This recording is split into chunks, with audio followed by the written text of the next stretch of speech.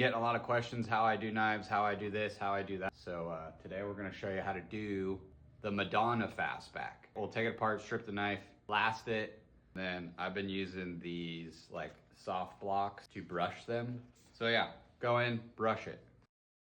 If you've done it right, you'll come up with like a nice, the high and low spots kind of create like a good shadowing effect. Next step's gonna be your little blade cover. We're gonna go in and we're gonna brush this piece because it's gonna actuate or accent the base color of the knife. It's, once again, these soft blocks. When it comes to hanging these, on my first coat, I'll spray it together. But what I do is I'll take from one of these, cut a little bit off the bottom so you're just left with the top like a tube. Put that right over spindle or whatever the frick you want to call it. Keep it clean so the blade actually flips back and forth. Then you'll sandwich it back together. I've used this hook like a million times. You can tell it's getting super thick, but I'll make like a V bottom and a loop at the top, and then I'll hang from the back and it pinches it together, allowing you to spray it together. So with it being sprayed together, way easier for us to get an even fade because the Madonna is shocker yellow and corky pink, which will give us a nice orange in the center with prismatic universe and inlay all of our low spots. The three colors we're gonna be using: corky pink, shocker yellow, and then we're gonna use prismatic universe. But wait, there's more. We're gonna cover it in acrylic clear. This is the sauce. A little bit goes a long way. This is where the fun part comes in, okay? All right, now for the fun part. We're going to fade corky pink into this.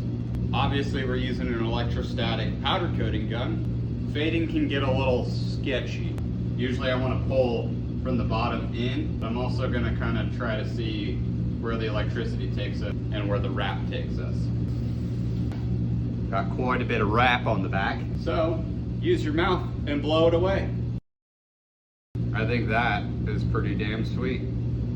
Things should be good, mate. Now we're at flow out, getting quite the decent results. Come back in and inlay all the low spots with prismatic universe. So now what I'll do is I'll grab my favorite controversial vacuum tool, get to vacuuming all of the high edges off as much as we can before we go into wipe. Also, I use a good tweezer set to hold the object while I'm vacuuming it so I'm not jeopardizing me touching where I don't want my powder to leak.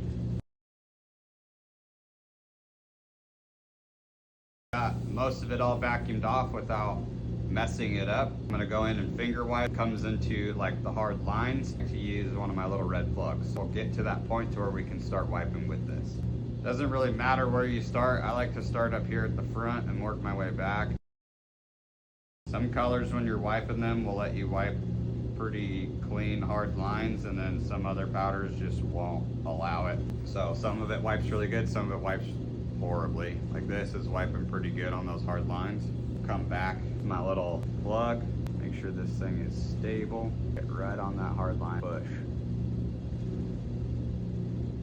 I'll give you a super clean line of wipage. Sometimes you'll have to come back and touch it up, you'll be fine. Now when you're doing your lettering, this is where it gets real difficult and super time consuming. Take your time, get in the most comfy position you can be in to do it. Take your time and be light. Just trying to take off the dry stuff. You don't want to touch the lower portion. If you're too worried about fingers being too fat, you can always use a plug.